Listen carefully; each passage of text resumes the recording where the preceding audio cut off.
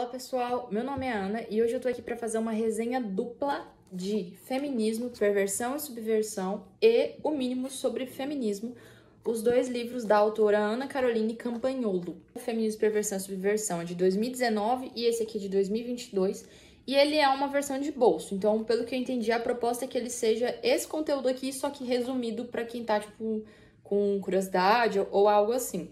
Eles dois são escritos pela deputada estadual Ana Campagnolo, que foi a deputada mais votada da história de Santa Catarina. E ela é conservadora, ela é cristã e, como acho que deu para entender, ela apresenta o feminismo com uma visão contrária. Tipo assim, com o objetivo de falar assim, ó, o feminismo não é exatamente o que você pensa que é, e não concordando com o feminismo, meio que isso. Eu confesso que eu tô um pouco nervosa de fazer essa resenha.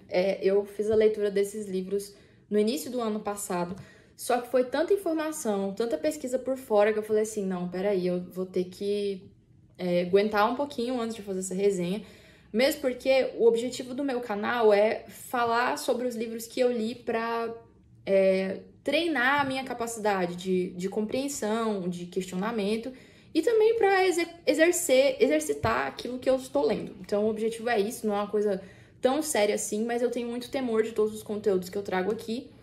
E esse aqui, ele desceu igual uma pedra no meu estômago. Então, foi muito difícil e acho que vai ser muito difícil. Tanto é que esse é o primeiro livro do canal que eu tive que fazer anotações para fazer o livro, para fazer a resenha de tanta coisa que tem. Vocês estão vendo que eu tô até me atrapalhando, né? Numa breve apresentação, eu tenho 25 anos, eu sempre me considerei feminista, porque, ao meu ver, feminismo era direitos iguais entre homens e mulheres. Até aí tudo bem.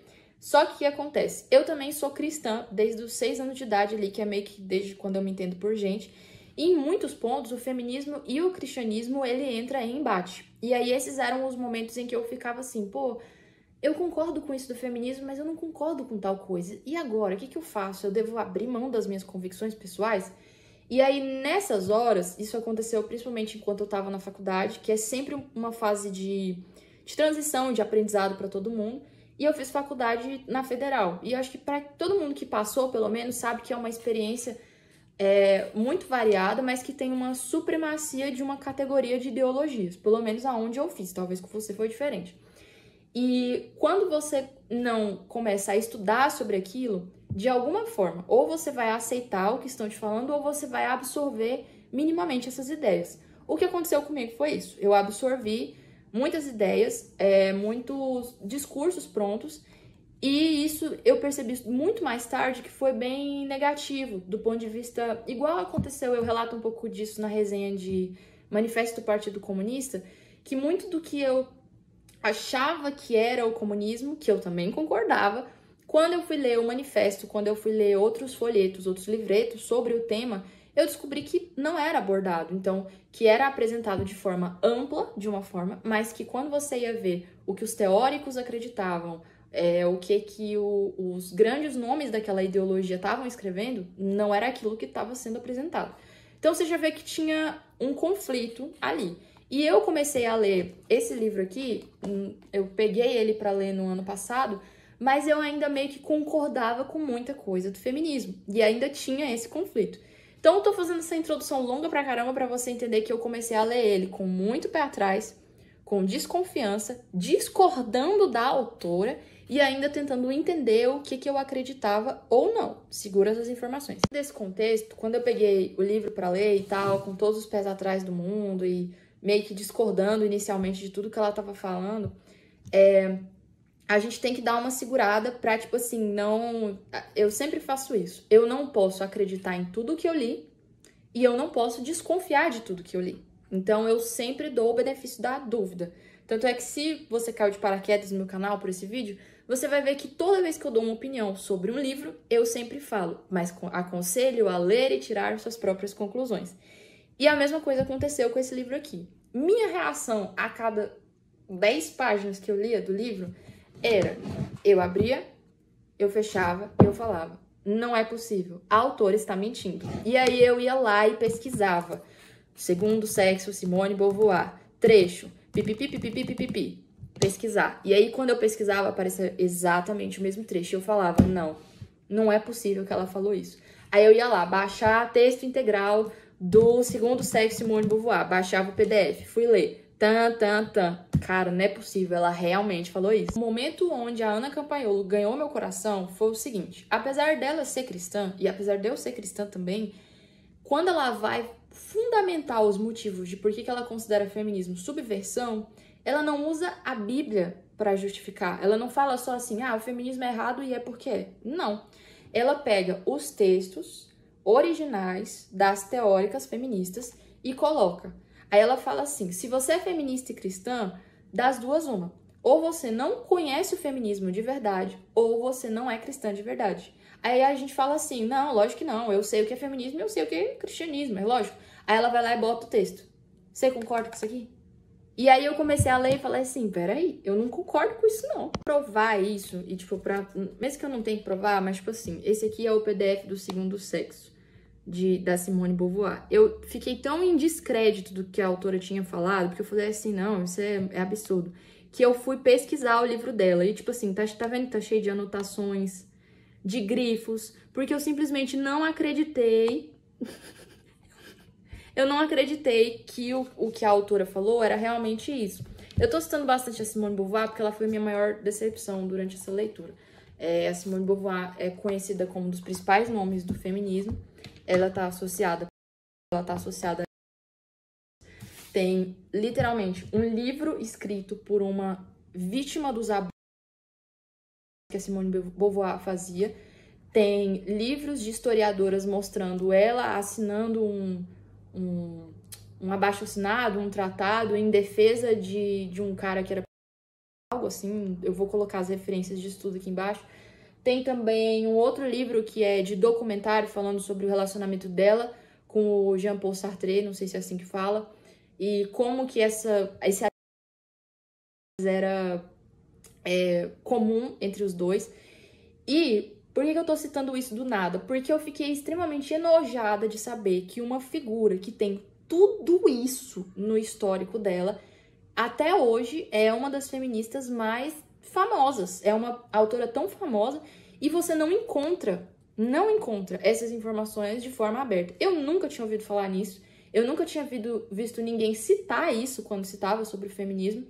E eu acho que é muito relevante quando você tem uma teórica que escreveu uma teoria que acaba definindo, de certa forma, o que a gente entende por feminismo, o que a gente entende por gênero, o que a gente entende por sexo. Sim, o que ela fazia da vida pessoal dela importa, no sentido de que não tem como. Não tem como. Tudo que você faz, tudo que você é, você acaba colocando na sua obra. Enfim, eu nem queria já partir para essa parte. Então é que a autora se propõe a apresentar o verdadeiro feminismo para você, no sentido de falar que ele é sobre subversão de papéis de gênero, sobre perversão da feminilidade, e para isso ela cita os textos das próprias autoras feministas, como Simone de Beauvoir, Betty Friedan, Margaret Singer, entre outros. Vou ver se eu encontro outros nomes aqui. Eu vou trazer aqui 6 pontos gerais sobre o resumo desse livro, apesar de que eu sei que já tem muitas resenhas falando sobre qual que é o assunto do livro em si, mas só para introduzir a nossa história, que é sobre os principais tópicos do livro, né? Primeiro, você não precisa ser feminista para ser a favor dos direitos das mulheres de terem qualidade de vida, oportunidades igualitárias e de não sofrer machismo. Esse é um dos pontos. 2. O feminismo é apresentado como pauta de defesa dos direitos das mulheres, mas ele não é sobre isso. Suas pensadoras abordam principalmente sobre liberdade sexual e ideologia de gênero, conduzindo para o desprezo pelo feminino, maternidade, filiação, etc. E nós vemos isso em grandes nomes do feminismo, como Judith Butler, Betty Friedan e Simone de Beauvoir, suas vidas pessoais e o que pregam seus livros, que são teóricos feministas. Muitas das pautas sobre direitos legais, direito a voto, direito ao trabalho e estudo não são conquistas diretas do movimento feminista, mas sim fazem parte de momentos na história que naturalmente esses direitos foram concedidos às mulheres através de grandes mudanças históricas, que eu vou falar mais abertamente sobre isso aqui na frente. Mas foram mudanças que aconteceram não porque um grupo feminista se reuniu e se mobilizou, mas que foram acrescentadas no histórico feminista. E isso dá a falsa impressão de que a gente merece concordar com tudo que o feminismo propõe, porque o feminismo me deu esses direitos, então eu sou obrigada a concordar com ele, porque sem eles eu não podia estar aqui falando, eu não podia estar estudando. e etc. 4. O aborto é apresentado pra gente, né, em geral, como um direito sobre o corpo e uma questão de saúde pública, mas na verdade é uma prática originalmente eugenista, ligada à pauta de controle de natalidade do governo, que usa como ferramenta a vida, o corpo e a saúde de milhares de mulheres e nasciturnos, porque também tem isso, que sofrem com esse procedimento para corrigir problemas sociais causados pelo Estado. Sua origem prática está ligada diretamente a atrocidades que são mascaradas para a população, como o impacto que isso tem, que os procedimentos têm na própria mulher, e que faz com que a mulher seja a pessoa que está resolvendo um problema que não é diretamente dela. 5. A maioria das pessoas que se considera feminista nunca leu ou estudou os livros das pensadoras feministas para compreender o que esse movimento engloba, e aí por isso são influenciados por uma ideia rasa e popular do movimento, aceitando ideologias adjacentes sem conhecer o que elas representam. Que é o que eu falei no início, tipo, o feminismo me deu o direito a tudo que eu tenho, então eu tenho que concordar com a também, porque se ele estava correto numa coisa, ele está correto em outra. E isso não podia estar mais errado. E isso também tem a noção de que todo movimento ideológico, ele tem um princípio, um desenvolvimento e um objetivo final que ele quer alcançar. Se você não conhece o que as teóricas do princípio falaram, você dificilmente vai saber qual que é o objetivo final. E o objetivo final do feminismo, de acordo com essas teóricas, é a perversão e a subversão que a autora fala. E por último, e esse é para mulheres cristãs, então eu entendo se você não é cristã, você não precisa concordar com essa pauta, mas o feminismo, assim como o marxismo, estão diretamente ligados e entram em choque com a visão bíblica de família e de gênero que a gente possui, uma visão bíblica. Vale a pena conhecer mais para compreender melhor. Eu diria que o resumão é esse, e eu vou abordar mais nos próximos vídeos sobre alguns tópicos específicos. Não vou conseguir falar sobre todos os pontos desse livro, principalmente porque eu já vi que tem muitas resenhas dessa leitura. Eu quero falar aqui dos pontos que mais me chamaram a atenção, vamos colocar assim. E vou começar por duas coisas. Primeiro, a primeira parte, a parte boa do feminismo. Eu sempre acreditei que eu precisava do feminismo e que eu concordava com o feminismo, porque ele lutou para que eu tenha hoje os meus direitos. Foi isso que eu sempre entendi. E ela faz meio que uma retrospectiva histórica, e ela é formada em história, pelo menos. Ela faz uma retrospectiva histórica de vários momentos na história onde direitos femininos foram conquistados, mas não necessariamente pelo feminismo. O que isso quer dizer? Da mesma forma que as crianças nunca saíram numa passeata para lutar pelos direitos das crianças, os direitos das mulheres não necessariamente dependeram do movimento feminista ir lá e pegar em arma para conquistar esse direito. Então, em muitos momentos, esses direitos eles foram cedidos, foram concedidos, foram acordados por mulheres e por homens também, porque nós somos complementares, pelo menos eu creio no complementarismo, ao longo do momento onde esses direitos foram surgindo. Isso quer dizer que as mulheres nunca sofreram? Não, pelo amor de Deus, eu não sou louca de falar uma baboseira dessa. Mas é no sentido de que homem, mulher, negro, branco, absolutamente todas as pessoas já estiveram em um momento da história de exploração, principalmente as minorias, vamos chamar assim, mulheres, escravos, etc e tal. E esse tom de revolucionário que muitas vezes é atribuído ao feminismo não é uma forma verídica de como as coisas aconteceram. Ah, Ana, você tá falando besteira. Beleza. Aí ela cita alguns dos momentos onde isso aconteceram, por exemplo, sei lá, direito ao voto. A gente sempre ouviu que as mulheres nunca tiveram direito ao voto porque elas eram mulheres. Isso era mentira. Na verdade, alguns homens também não tinham direito ao voto, porque só tinha direito ao voto quem fazia o alistamento obrigatório militar. Então, você tinha direito a votar se você servia no exército. Como as mulheres não tinham interesse de servir ao exército e também não eram obrigadas, elas não votariam. Isso é um dos exemplos. Aí, por exemplo, a primeira mulher que votou no Brasil, que é considerada uma conquista feminista, se você pesquisar. Aí você vai lá ver, e quem incentivou ela ao voto foi o marido. Então, foi uma coisa, tipo assim, que era mais um objetivo do marido, nesse sentido, do que da mulher em si. E a própria mulher fala isso, sabe? Aí você começa a ver muitos momentozinhos assim da história, eu não sei se tá muito confuso o que eu tô falando, e você começa a questionar. E ela apresenta no livro uma série de situações assim, e ela mostra como que, convenientemente, o feminismo ia lá e pegava essa conquista e colocava no escopo de coisas que o feminismo conquistou. Como se um grupo de mulheres tivesse ido lá, se organizado e não, a gente quer, a gente vai ficar aqui na porta, e aí conseguiu. E historicamente isso não foi assim. Só que isso é apresentado assim pra gente, pelo feminismo.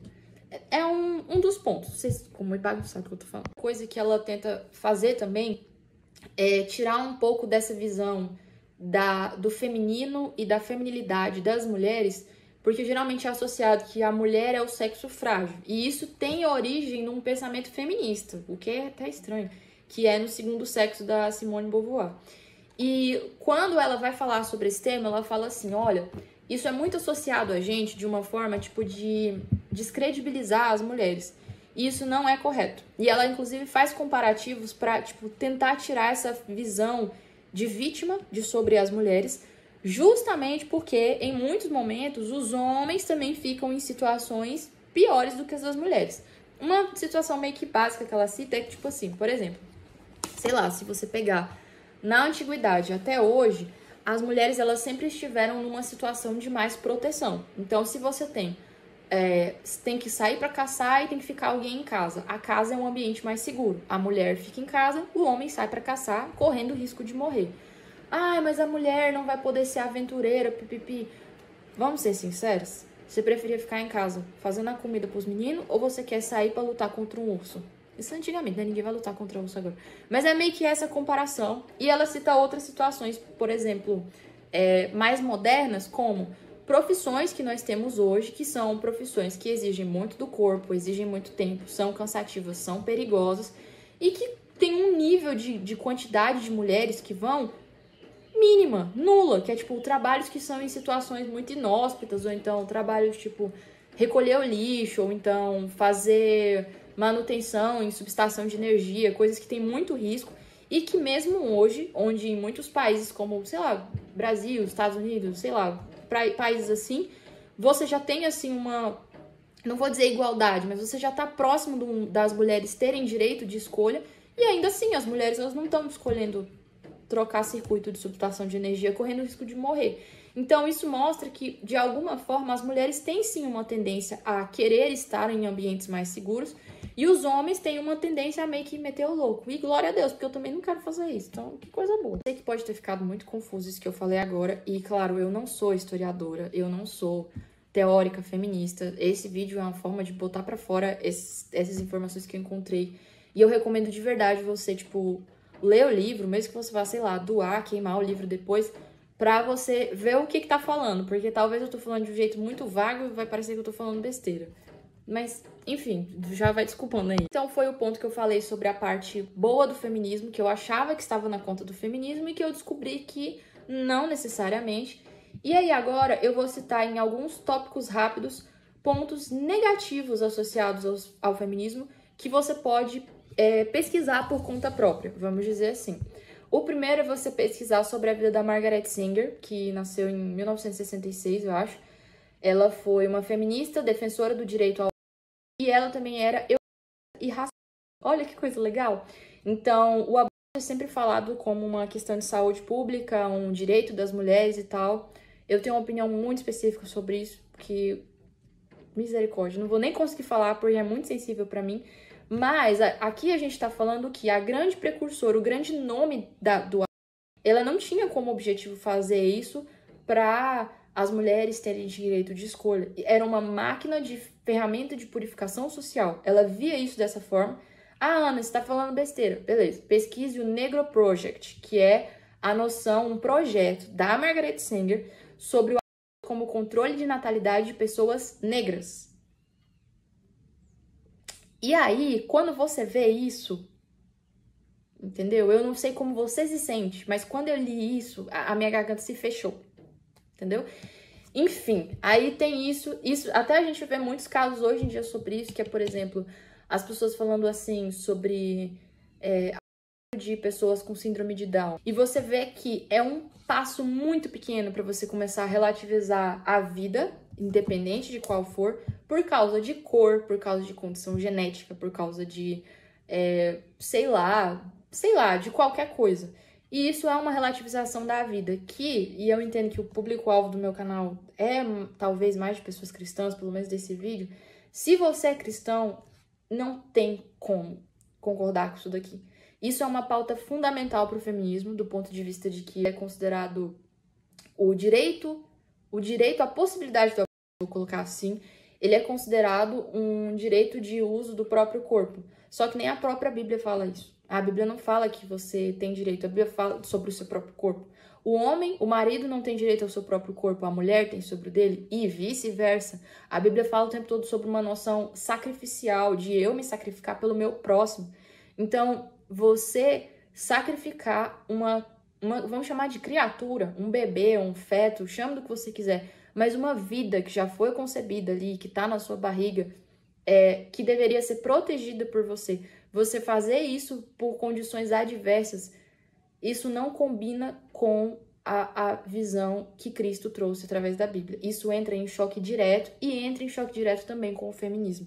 Então é um ponto... Nossa, eu fico... Sério mesmo, é difícil pra mim falar sobre isso. Temos também o relatório Kissinger, de 1989, que foi um plano premeditado de controle de natalidade como medida política, utilizando o aborto como ferramenta para o governo e disfarçado de pauta feminista. Se você for pesquisar, esse relatório ele foi tão sério que ele ficou sigiloso até 1889. Ele é um pouco anterior, mas ele ficou sigiloso até esse período. Ele dizia basicamente o quê? Salvo engano, é dos Estados Unidos. E aí, esse cara, se eu não me engano, ele até ganhou um prêmio Nobel da Paz, se eu não me engano. Posso estar falando besteira. Mas ele era tipo um... Nossa, eu devia ter botado mais detalhe. Ele era um cara responsável pela parte de desenvolvimento humano, se não me engano, ou de segurança nacional, algo assim. E ele falou assim, para os próximos tantos anos, os países que vão crescer mais é Brasil, China, pipipi, pipipi, pipipi, pipipi, pipipi. Então, o que a gente vai fazer? A gente começa a divulgar a ideia de que é necessário controle de natalidade por causa de, sei lá, questão ambiental, e a gente vai dispersar isso, porque esses países, eles estão evoluindo economicamente. Se eles crescerem, eles vão se fortalecer e vão passar a gente como economia mundial. Então, a gente não pode permitir isso. Vamos disseminar a ideia da ideologia do aborto como pensamento feminista para esses países. Quando você vê isso dessa forma, você vê que é claramente uma medida política, é um controle político sobre as nossas vidas pessoais, onde nós somos ensinados que isso vai ser benéfico pra gente. É visto como liberdade pra mulher. Quase não é falado sobre como que isso atinge, como que tem uma taxa de rejeição gigantesca depois, como que tem níveis de depressão seríssimos entre as mulheres, como que isso afeta o corpo, como que às vezes você fala com a mulher anos depois e ela ainda tá se culpando por uma coisa que aconteceu porque ela sentia que estava despreparada. E digo mais, se a mulher tá se sentindo despreparada economicamente, é porque o governo também tá falhando com isso, de dar essa contribuição, de dar acesso às vezes à educação sexual, né? Ou então uma vida sexual que começou muito cedo. Ai, gente, misericórdia. Pesquise, relatório Kissinger. Como eu citei, Simone de Beauvoir e Jean-Paul Sartre. A Simone é um grande nome do feminismo e o Jean-Paul é o parceiro de vida dela, mas eles não eram casados, eles eram tipo ficante premium, algo assim. Os dois estavam envolvidos com... aliciavam mulheres, algo que parece propositalmente ocultado da história de vida dela, né? Existe um livro da vítima do abuso, deixa eu ver até aqui já o nome para vocês pesquisarem. Memórias de uma moça mal comportada, a verdade sobre o triângulo amoroso entre a autora Sartre e Simone de Beauvoir, de Bianca Lamblin. Esse é o livro da vítima das violências da Simone de Beauvoir que você pode pesquisar. Ah, mas eu não acredito. Beleza, aí vai ficar contra a voz da vítima, fica até complicado de justificar, né? Tem esse livro da vítima, tem documentos públicos que mostram que ela estava associada a... Por exemplo, o casal, os dois assinaram uma carta aberta publicada no jornal Libération, não sei falar francês, em defesa da revogação da lei que punia como os atos com menores de 15 anos de idade. Nesse documento, ela e o Sartre pediram reconhecimento do direito da criança e do adolescente para manter relações com as pessoas da sua escolha e em solidariedade a todos os presos ou vítimas da psiquiatria oficial. Isso eu não encontrei aqui, eu encontrei pesquisando no Google. Então, tipo assim, é o tipo de informação que você lê e você fala. Tipo, a autora citou, aí eu falei, mentira. Aí eu fui lá e dei um Google. E aí eu fiquei parada na frente do computador assim, ó. tentando acreditar que isso era real e tentando acreditar que era real, que em todo o tempo que eu acreditei sobre o feminismo, pesquisei, segui mulheres feministas, isso nunca foi citado, isso nunca foi falado. Do ponto de vista de ideologia de gênero, algumas autoras como a Judith Butler e a Simone de Beauvoir, elas falam um pouco sobre a noção de que o gênero é uma construção social e sobre a noção de que, tipo assim, tem a Ana. A Ana, ela meio que nasceu com o sexo biológico dela, mas de gênero, que é feminino, masculino, que o gênero dela é neutro. E ele foi construído socialmente conforme o que o pai da Ana, a mãe da Ana esperavam dela. E aí eles projetam esse gênero na Ana. É meio que essa a noção. Baseado nisso, só que isso tem pano pra manga pra trás. Mas dentro dessa noção, tem um cara que é o John Mooney. O John Mooney, ele tem alguns livros na área e ele é conhecido por alguns autores como o pai da ideologia de gênero. Por quê? Ele fez uma experiência para provar essa ideologia. Olha que legal. Nesse caso, John Mooney, eu não vou nem poder falar muito aqui abertamente, vocês vão ter que pesquisar, mas ele foi uma criança do sexo masculino que foi criado como sexo feminino. E esse processo, ele gerou inúmeras coisas negativas para a família, do sentido de a família, o menino e todo mundo, entendeu? Deu tudo errado, tudo errado. A parte teórica do John Mooney, você pode pesquisar no livro dele Man e Woman e Boy e Girl, que é um livro de 1972 do John Mooney, e sobre a história desses rapazes, que foi a vida do Brian Raymer, que foi criado como Brenda Raymer. Você pode pesquisar porque tem um documentário da BBC falando sobre isso. Você encontra os dois no Google também. Um tópico importante é a aversão ao feminino dentro do feminismo. Então, assim, eu sempre tive uma noção de feminismo de que, como o feminismo é sobre as mulheres, ele exaltaria características que são femininas. Curiosamente, quando a gente lê os livros das teóricas, o que acontece é o contrário. A gente tem aqui, principalmente, 3 nomes, que são a Beth Friedan, a Simone de Beauvoir e a Judith Butler.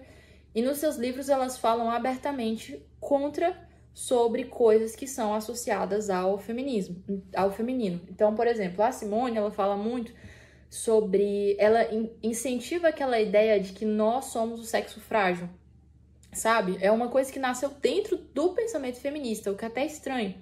E eu entendo que, assim, falar de feminilidade, quando eu falo assim, o feminino, eu não tô falando de usar lacinho na cabeça, eu não tô falando de coisas rosas. Eu tô falando de coisas que nós mulheres fazemos, que só nós conseguimos fazer, ou que é uma coisa tão comum entre as mulheres que a gente pode dizer que se trata do feminismo, do feminino. Meu Deus!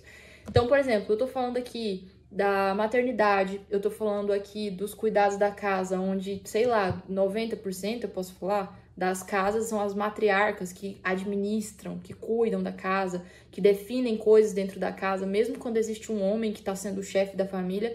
A casa, ela é o ambiente, ela é a área onde a mulher manda, a área que a mulher comanda nesse sentido. E isso não é uma coisa negativa. Pelo menos, eu nunca vi como negativo, mas essas pensadoras vêm. Então, uma frase que me deixou assim, sem entender, é: um parasita sugando a força viva de um outro organismo. O trabalho da dona de casa não visa a criação de qualquer coisa durável. Trabalho da mulher dentro de casa não é diretamente útil à sociedade, não produz nada. Está subordinada, é secundária, é parasitária. É para o seu bem-estar comum de que a situação deve ser alterada, proibindo o casamento como uma carreira para a mulher. Eu até poderia entender essa última frase que ela falou, só que qual que é o ponto? Você considerar que o trabalho de uma mulher dentro de casa não tem contribuição para a sociedade? Que ela é uma parasita da sociedade? É sério isso? Um dos trabalhos mais importantes, chamando de trabalho aqui, uma vocação, no caso, eu acho, é a maternidade. É você cuidar, você garantir que sua prole, que seu filho, que a continuação da humanidade seja bem educada, bem cuidada, bem alimentada, que tenha todos os mantimentos ali para ela continuar a vida dela. E isso é a mãe. É a mãe que faz. Isso é uma característica feminina. Os homens, eles não são capazes de gerar, não é capaz de amamentar. A criança sempre vai querer ficar mais com a mãe. Isso é uma capacidade intrínseca feminina, mesmo que tenha mulheres que, por problemas de saúde, não podem ter filhos, enfim. Mas é algo feminino e, para a visão da maioria das mulheres, é uma coisa nobre. Mas do ponto de vista de teóricas femininas, feministas é uma parasitária. Eu não concordo com isso, não sei você. Pontos também que representam aquilo que eu falei no início sobre a forma como algumas situações da sociedade foram reivindicadas pelo feminismo, mesmo que não necessariamente fosse feminista ou não necessariamente concordasse com os tópicos feministas, é a história da Mary Wollstonecraft. Ela foi reivindicada como uma das primeiras pensadoras feministas por escrever um manifesto. Só que, o que acontece? Essa autora, ela escreveu um manifesto sobre o que as mulheres deveriam fazer, no sentido de que, nessa época onde foi escrito, que as mulheres, elas geralmente ficavam ociosas dentro de casa e que elas tinham a condição de contribuir para a sociedade fazendo mais do que elas já faziam, do que ficar em casa sendo bonitinhas ali e não fazendo nada, vamos chamar assim. Ela escreveu um manifesto, que inclusive vale a pena você pesquisar, porque ela é bem assim, porreta, com o perdão da palavra, escrevendo, só que isso partiu de uma verdade, de que ela era cristã, casada e conservadora. E que quando ela escreveu esse manifesto, o principal órgão que apoiou a decisão dela foi a igreja. Então é até engraçado, porque ela foi reivindicada por ser uma defensora do direito das mulheres ricas, que estavam ociosas, porque as mulheres, elas sempre trabalharam, a mulher pobre sempre trabalhou por necessidade, e de não serem ociosas, para trabalharem e contribuir para a sociedade.